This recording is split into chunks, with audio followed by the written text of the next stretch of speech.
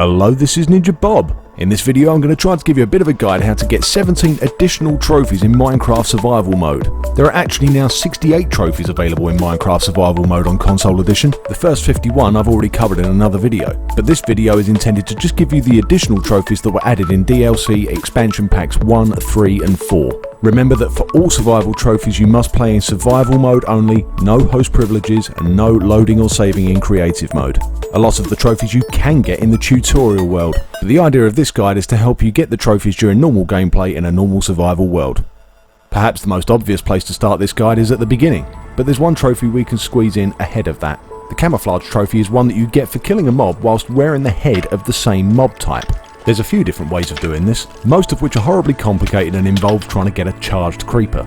The simplest way, however, is to head into the Nether and start killing wither skeletons. We're going to need 3 of their skulls anyway, but at least we don't have to do anything complicated to obtain them. All you really need to do is spend some time running around dark areas and Nether fortresses, and eventually you'll gather up skulls from the wither skeletons. Once you've got your first one, pop it on your head instead of your helmet and then carry on hunting. The next wither skeleton you kill whilst wearing a skull will get you the trophy. Once you've managed to acquire 3 of the skulls, grab 4 pieces of soul sand from the Nether and head back to the overworld. By placing the 4 pieces of soul sand in a T-shape and then placing the skulls across the top of the T-shape, you'll spawn a wither. This will earn you the first beginning trophy, the one with the question mark, and it'll also make one hell of a mess, so I strongly recommend doing it well away from anything that you value. To get the second beginning trophy, all you have to do is kill the wither.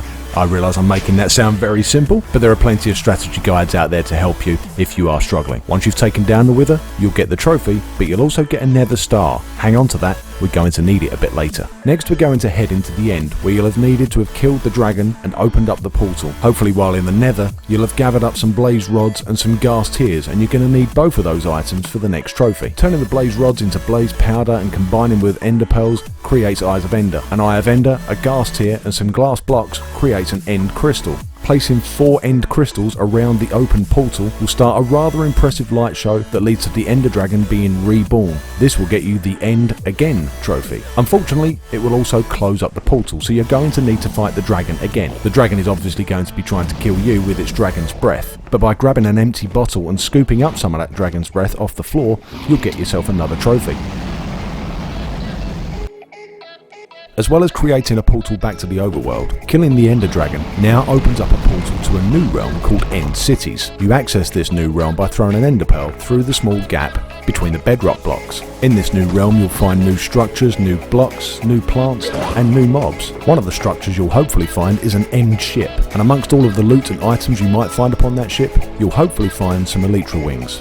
These will be in an item frame, and once you put them on, instead of your chest plate, you'll find that you have the ability to glide, which I have to say is pretty good fun, and you could consider it a reward in itself. But there is actually a trophy that you can get with these new wings. To get the trophy you need to fly through a 1x1 gap, which if you tried to do that whilst actually flying is very tricky indeed. But actually one very easy way of getting the trophy is to fall through a 1x1 gap whilst wearing the wings. The description of the trophy says you must be travelling at 40 meters per second. There's no easy way of being able to see what speed you're travelling, but if you free fall from a suitably high distance, say 30 blocks or so, you should find yourself travelling more than fast enough to get the trophy. How you land after you've gone through that gap is entirely up to you. You could just land in water, but why not build yourself something like this and earn the trophy with a little bit of style. Whilst in the end you'll have probably gathered up a couple of ender pearls from the enderman, and you can use the ender pearl to get yourself another trophy. To obtain this you need to travel 100 meters or 100 blocks with a single throw of a single ender pearl. Again, it's a tricky one to measure, but if you get yourself high enough, maybe up on top of a mountain, and get the aim just right, probably just above the horizon, and with a little bit of practice, you'll hopefully be able to teleport that 100 blocks and get the Beam Me Up trophy.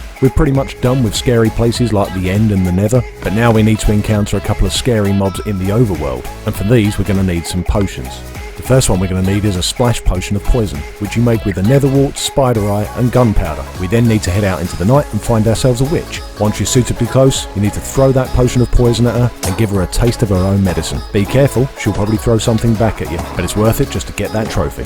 Next we're going to want a potion of water breathing, which you make with nether wart and a pufferfish, which is a rare drop from fishing. A basic potion of water breathing will allow you to breathe underwater for up to 3 minutes, but you only need to stay in the water for 2 minutes to get the free diver trophy. You're probably going to need something that lasts a little bit longer than 2 minutes though, as you head down into an ocean monument to find yourself some sponge blocks. Bring those sponges back up to the surface, drop them into a furnace to dry them out, and you'll earn yourself yet another trophy. In fact, you could get 2 in quick succession here. If you grab yourself a bucket of lava and use that as your fuel source, you'll get the super fuel trophy as well. Lava can be used as a fuel source to cook almost anything in a furnace, and it's much more efficient than coal or any other source, although it probably does seem a bit overpowered. Talking of which, I guess now is a good time for us to get some more overpowered and very expensive trophies. The first one we can get by crafting and eating an enchanted apple, also known as a notch apple. You need 8 gold blocks for this one, which probably seems like a lot until you compare it to what you need for the next trophy. Killing ender dragons and withers might seem to the outsider like the hardest thing to achieve in Minecraft survival mode, but the Beaconator is real endgame stuff. You need to create a full-size 4-layer beacon using any combination of diamond, emerald, gold and iron blocks, starting with a base of 9x9 blocks, followed by a 7x7 square, a 5x5 and a 3x3, which, to save you from doing the maths, is a total of 164 blocks, which you'll need to craft from a staggering 1,476 individual ingots, diamonds or emeralds. Once you've constructed the pyramid, you're going to need that nether star that we got from the wither earlier on. Use it to craft a beacon, place it on top of the pyramid, and this will earn you arguably the toughest and certainly the most expensive trophy in the game.